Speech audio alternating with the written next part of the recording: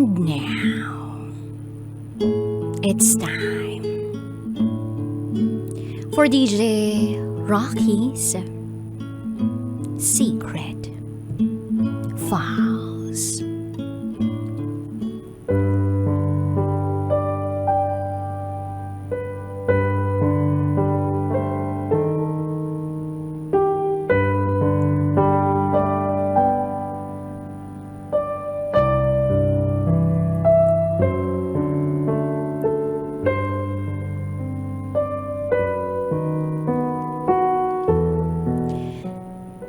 Napanaginipan ko bigla ang ex ko nang walang dahilan.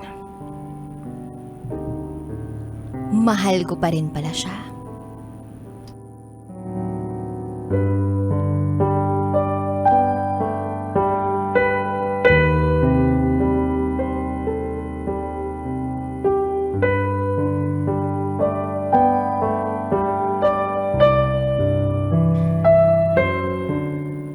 Hi DJ Rocky. Itago mo ko sa pangalang Ace. 26 years old. At ito, ang aking secret file.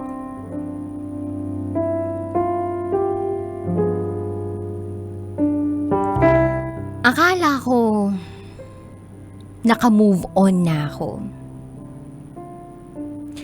Pero nung napanaginipan ko ang ex ko, bumalik lahat ng memories naming dalawa.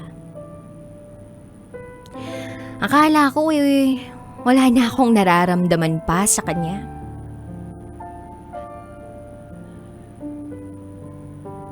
Siyam na taon.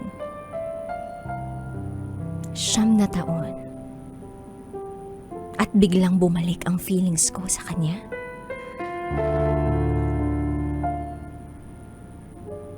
Kaya naman, kinaumagahan, matapos ko siyang mapanaginipan, nag-chat ako para kumustahin siya. Maayos lang naman daw siya. Kinumusta rin niya ako.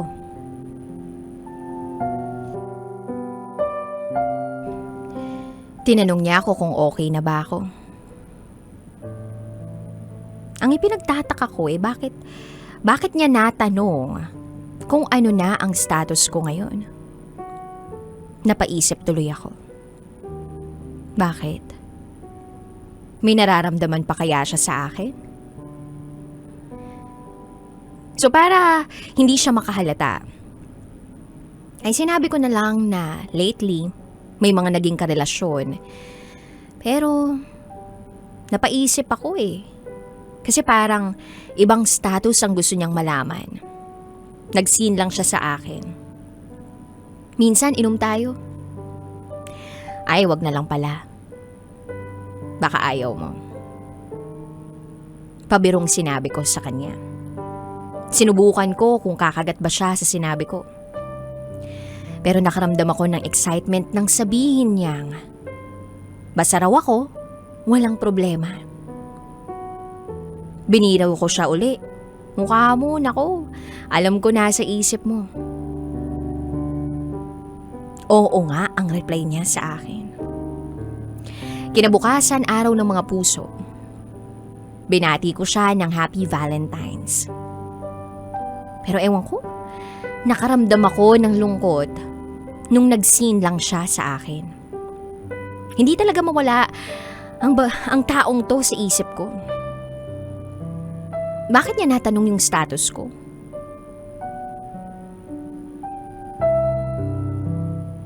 So tinanong ko siya tungkol dun. Wala naman, natanong lang daw niya. Pero kahit ganun ang sagot niya, palaisipan pa rin yun sa akin. Tapos siya naman ang nagtanong kung ano daw ang ginagawa ko. Reply ko, nalabas, bakit? Medyo nainis ako nung sinina naman niya ako. Galing rin ng ex ko, no? Para may update siya sa akin. Sa naramdaman kong emosyon, napangunahan ako ng damdamin ko. Nasabi ko, ayaw ko na siyang makachat. At i-block niya na ako sa Facebook.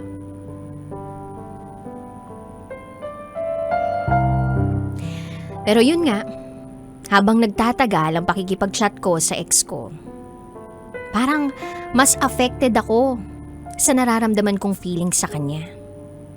Nawalan na ako ng kontrol. Umamin ako at sinabing, ayaw ko na kasing makita ang mga post niya. Sinabi ko rin na wala naman sa kanyang problema. At ilang ulit kong sinabing i-block na niya ako. Pero nag-seen lang siya. Hindi na siya nag-reply pa. Kaya naman, nagsabi ako ng, pasensya ka na nga pala sa sinabi ko, Preya. Tanggap ko naman eh. Matagal na ako naka-move on. Isa pa, para saan pa? May sakit na ako eh. Reply niya, huwag ka naman ganyan, pre. Andito pa rin kaming mga kaibigan mo. At pamilya mo.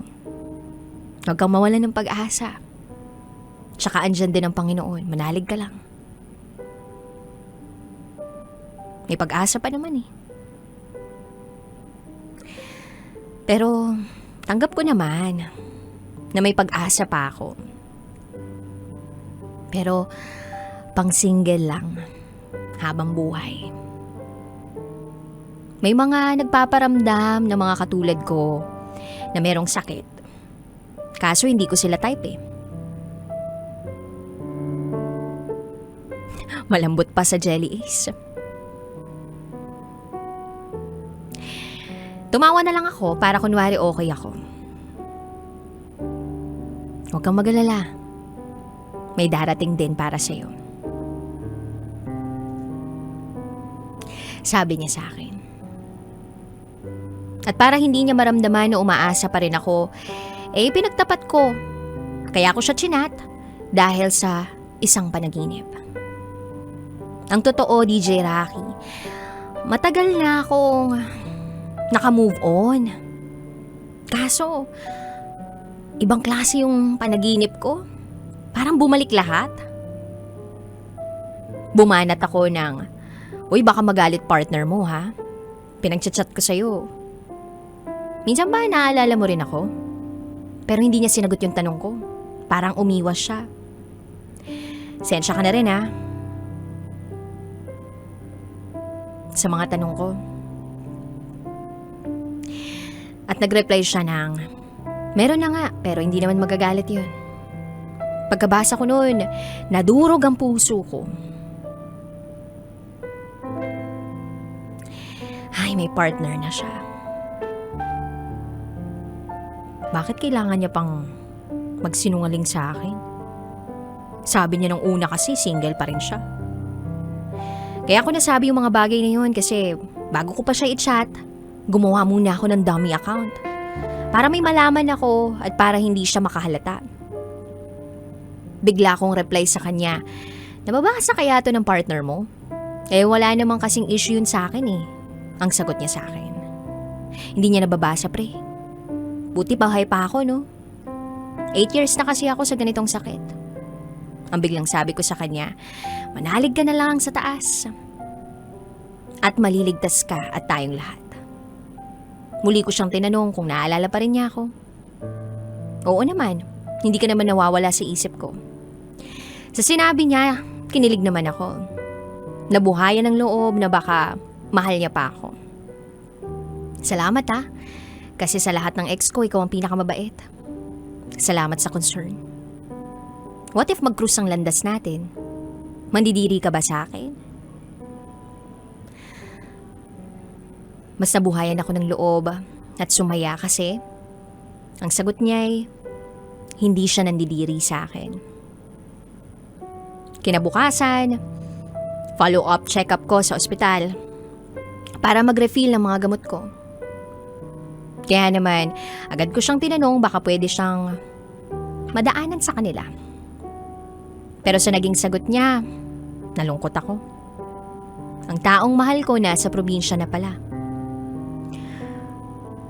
Wala na talaga akong kaalam-alam tungkol sa ex ko. Parang maiiyak ako ng mga oras na yun. Pinairal ko uli ang aking emosyon.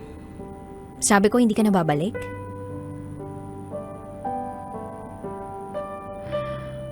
Pre, nandidiri ka ba sa akin? Di ba sabi mo aware ka naman? Reply niya, aware naman daw siya. Pero hindi niya raw alam kung makakaluwas siya. Gusto nga raw niyang lumuwas, kaso hindi pa raw siya tinatawag ng boss niya. At gusto niya rin sa Manila na para malapit sa trabaho. Biniwiro ko na lang siya na wag na siyang bumalik. Bakit naman? Tanong niya sa akin. Mag-aasawa ka na dyan ng babae para manahimik ka na. Magkaanak ka na.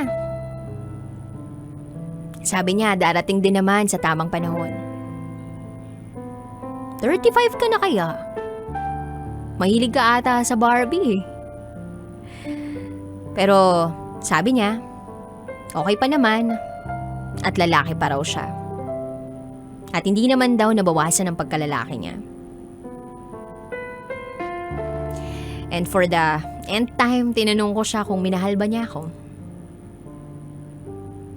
Sabi ko, wag niyang bigyan ng kahulugan kasi naka-move on na ako.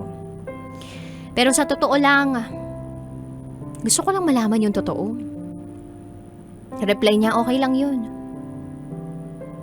Nga lang, sinayang mo nga lang. Pero okay lang yun, pinili mo eh. Sinasabi niya, sobra akong nanghinayang. Dahil totoong minahal nga ako.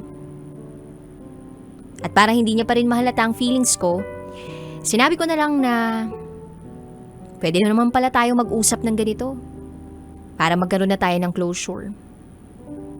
Ang sagot niya, okay lang kasi may partner na ako. Alam ko naman yun, tanggap ko naman, as friends na lang tayo. Pero sa loob-loob ko ang sakit. Kasi may iba na siyang mahal. Oo naman, ikaw pa ba? Ikaw lang naman ang nawawala eh. Reply niya sa akin.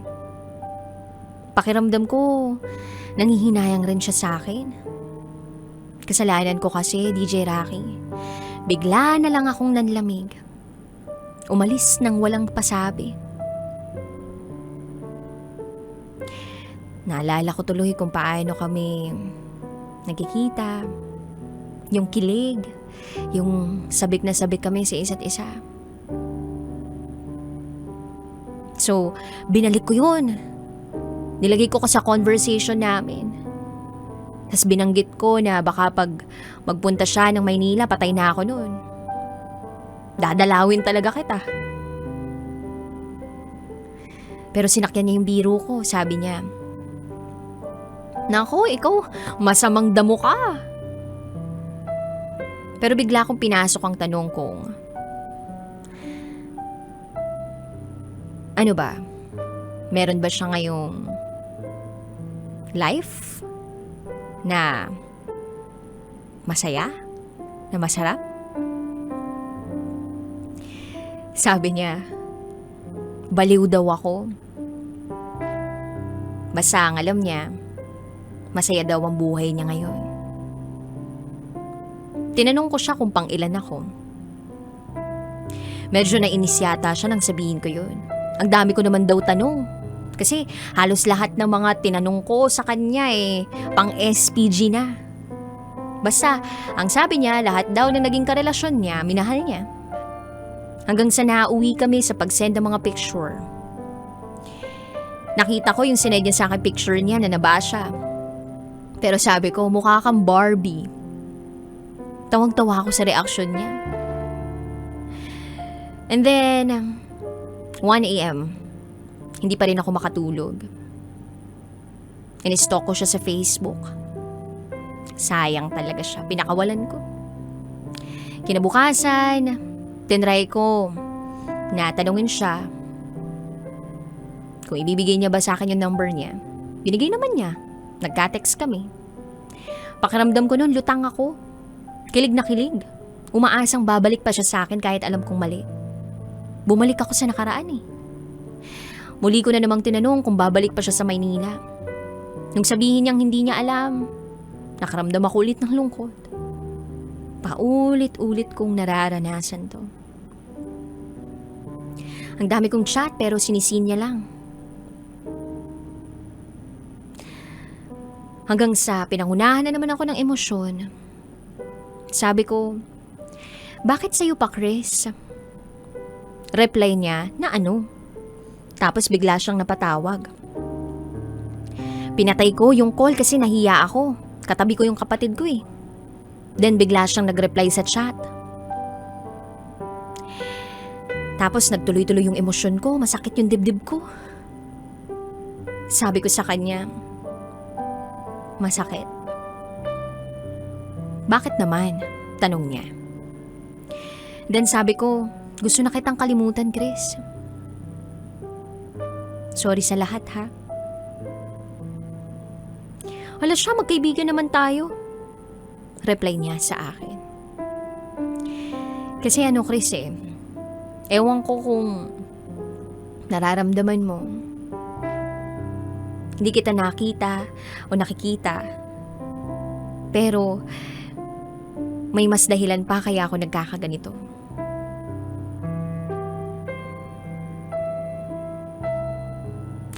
Ang reply niya, ano yun? Gusto mo ba lumuwas ako? Pero nagsabi na lang ako na wag na lang siyang lumuwas. Nakalimutan na namin ang isa't isa.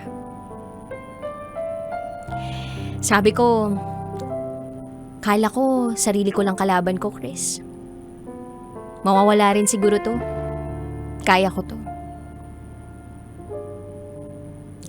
Then sabi niya, hindi ko alam mga sinasabi mo. Pero kaya mo yan.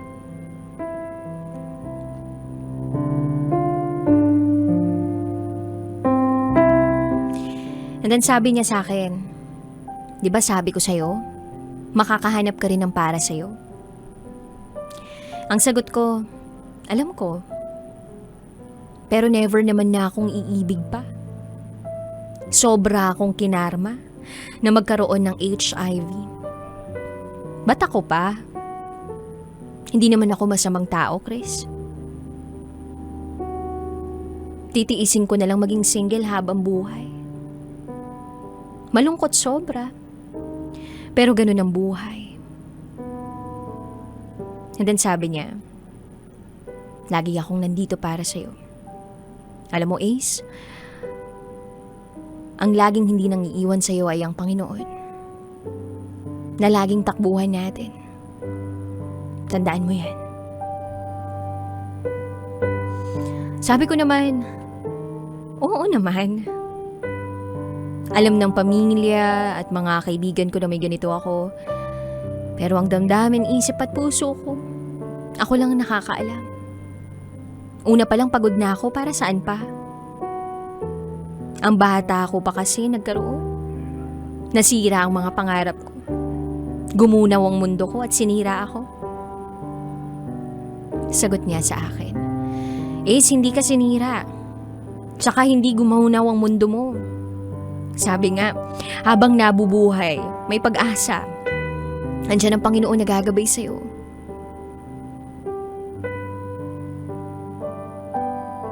And then sabi ko, gusto ko pang magkaanak kaso wala na. Pwede pa naman. Sagot ni Grace. Hanggang sa ipinagtapat ko na sa kanya ang totoo na mahal ko pa rin siya. Kaya ako nagkakaganito. Kaso bawal na. At ayoko, kahit masakit. Nabigla siya sa mga sinabi ko. Sabi niya, huwag ka namang ganyan. Then sabi ko, lahat ng mga naging karelasyon ko, tapat ako. Naiintindihan kita, Chris. Naiintindihan ko na sinayang kita. Sorry. Sorry kung bigla na lang ako nawala.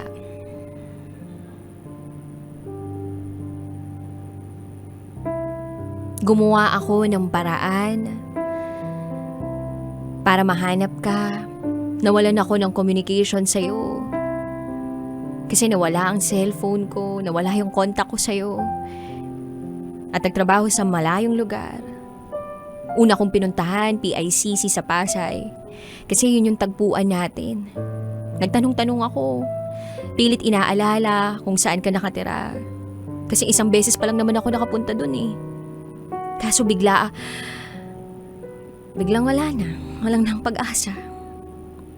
Nawalan na lang ako ng pag-asa. Bigo ako mahanap ka.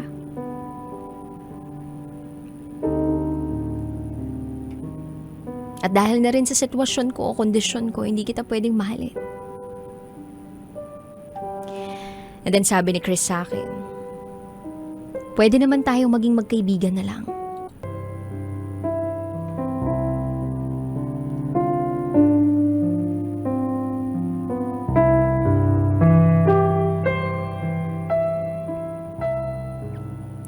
Sabi ko, ayoko ng kaibigan. Selfish na kung selfish. Pero ayoko ng kaibigan eh. Hindi ko nga alam ba't naging ganito ako. Mabait naman akong tao.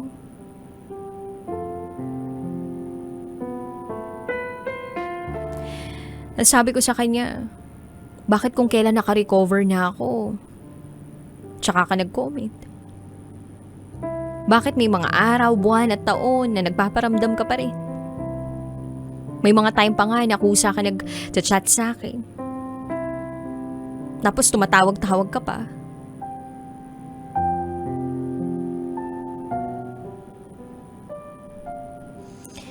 Kaya eto ako.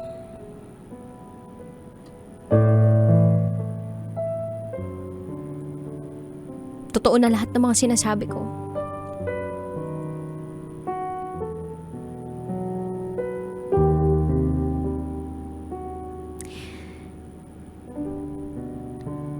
At nung tinanong ko siya kung may feelings pa siya para sa akin,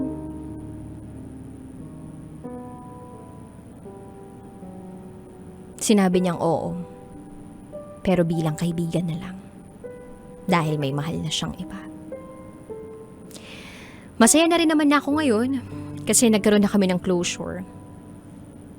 At syempre, hindi naman talaga madali ang mag-move on. Dahil naging bahagi siya ng buhay ko. Oo, mahal ko pa rin siya. At kailangan kong tanggapin na hanggang magkaibigan lang kami. Siguro maraming beses lang akong in denial dati. O binaon ko lang sa limot ang nararamdaman ko para sa kanya para maging okay ako.